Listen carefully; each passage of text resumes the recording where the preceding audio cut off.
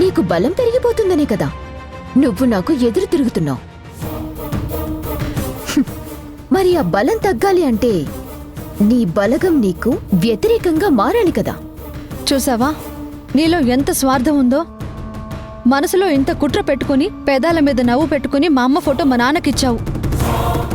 నీ మనసులో ఉన్న స్వార్థం అక్కడున్న వాళ్ళెవరికీ తెలియకపోవచ్చు, కానీ పైలోకంలో ఉన్న మా అమ్మకు తెలియదంటావా? తెలిసినా మీ అమ్మ ఆత్మొచ్చి అందరికీ సాక్ష్యం చెప్పలేదు కదా. నా బుద్ధి ఇది అని బయట పెట్టలేదు కదా. ఈ మాటలు నిన్ను ఓదార్చుకోవడానికి సరిపోతాయి కానీ నన్ను ఎదిరించడానికి కాదు. అసలు నీకేం కావాలి నీలిమా? ఎందుకు నా మీద అంత పగబట్టావు? ఇంకా నీకు అర్థం కాలేదా? నేను కోరుకుంది దక్కకపోతే నాకు పిచ్చెక్కిపోతుంది.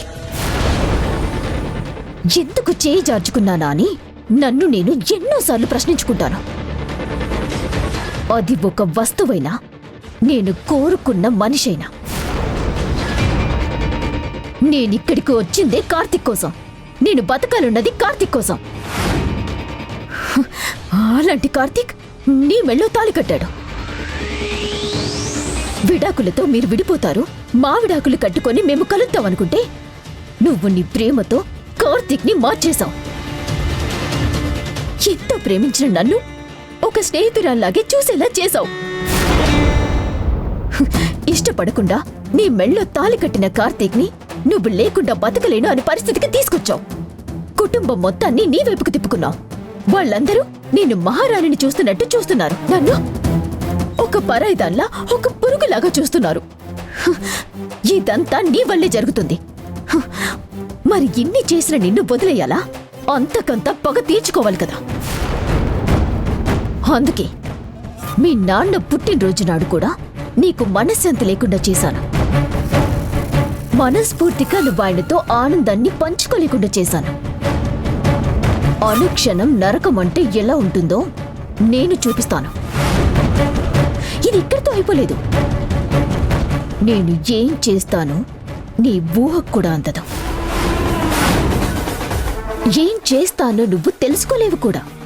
కానీ పట్టపగలే నీకు చుక్కలు కనపడతాయి. నీ వాళ్ళ మధ్యనే నువ్వు ఉక్కిరి బిక్కిరైపోతావు. అది ఈ రోజు జరగబోయేది. అసలు నిన్ను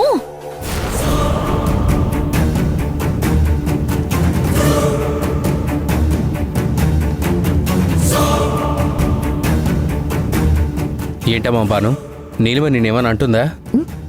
నువ్వు భలేవాడివి పార్దు. ఇప్పుడు భానుకి అందరి సపోర్ట్ ఉంది. నేనొక్కదాన్నే ఒంటరిని. అలాంటిది నేను భానునేమంటాను అని ఎలా ఉండగలుగుతాను చెప్పు? నువ్వు ఒంటరిగా ఉన్నా నక్కలాంటి దానివని నాకు తెలుసు నీలిమ. ఎదుటి వాళ్ళను పీక్కు తినడమే నీ జీవితాశయం అని కూడా నాకు తెలుసు. నువ్వు అమాయకత్వం నటించుకో, నేను నమ్మను. చూసావు భాను, మీ అన్నయ్యకి నువ్వంటే ఎంత అభిమానమో. నువ్వు నన్ను తిట్టినా నేను నిన్ను తిట్టాననుకుంటున్నాడు. ఏమీ లేదు పార్థు. భాను వాళ్ళ అమ్మగారి ఫోటోని నేను తీసుకొచ్చాను కదా, అందుకే మీ చెల్లెలు ఫీల్ అవుతుంది అంతే. నేను తననేదో అన్నానని నువ్వెక్కువ ఫీల్ అవ్వకు.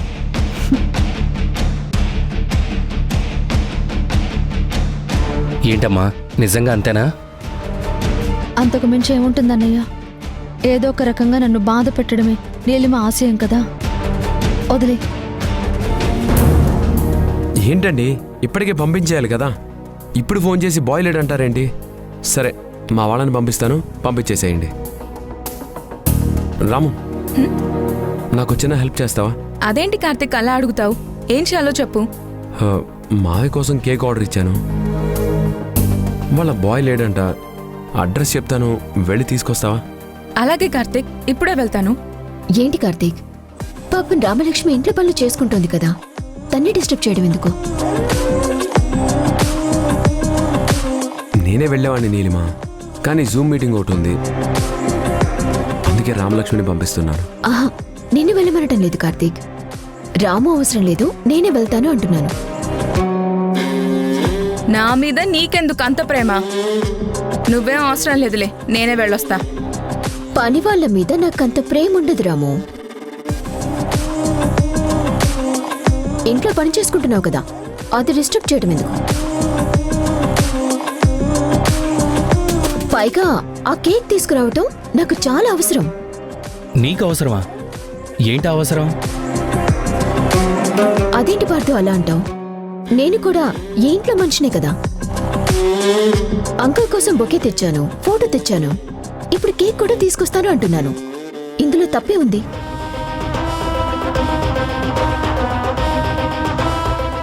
భయపడాల్సిన అవసరం ఏముంది?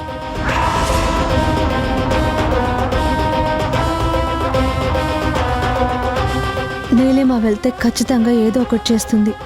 ఇప్పుడు నీలిమని ఎలాగైనా ఆపాలి. నిన్న కాక మొన్నొచ్చిన నువ్వే ఇంటి మనిషివైతే రాము చిన్నప్పటి నుంచి భానుతో కలిసి పెరిగింది. ఈ ఇంట్లో పిల్లలా తిరిగింది. తను పరాయిది ఎలా అవుతుంది? పని మనిషి ఎలా అవుతుంది? ఇదంతా నీకెలా తెలుసు బావా?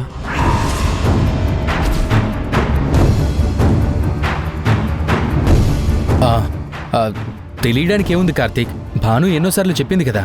సర్లే బావా, నీలిమ వెళ్తానంటుంది కదా, వెళ్ళని.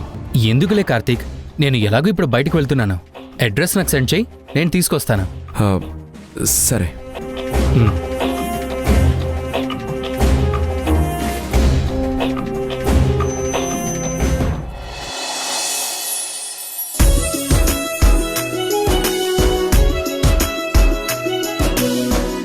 చూడరా, అంతా నీకోసమే.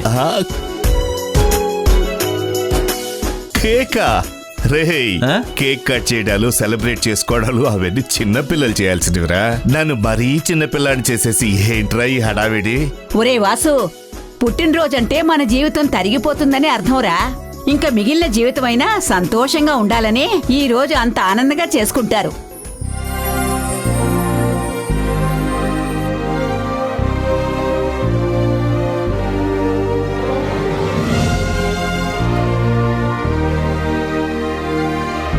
అందరం కలిశాక జరుగుతున్న మొదటి పండగ లాంటిది ఇది, కాదనుకురా. అమ్మేం చెప్పిందో అర్థమైంది కదా. చెల్లెమ్మా, నువ్వైనా చెప్పమ్మా, ఈ వయసులో ఇవన్నీ ఏంటి? నాకు అదోలా అవుతమ్మా. అందరం మనవాళ్లమే ఉన్నాం కదా, ఆనందంగా ఉన్నాం. ఇందులో సిగ్గుపడ్డానికి ఏముంది చెప్పండి?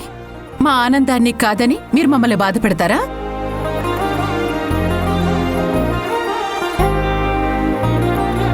ఇంకేం, హ్యాపీ బర్త్డే సాంగ్ ఇప్పుడు స్టార్ట్ చేయాల్సిందే. చెయ్యిరా.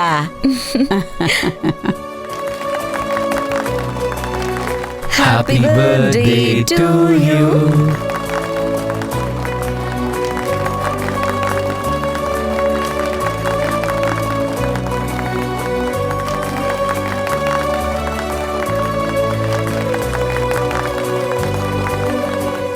ఆగన్నయ్య,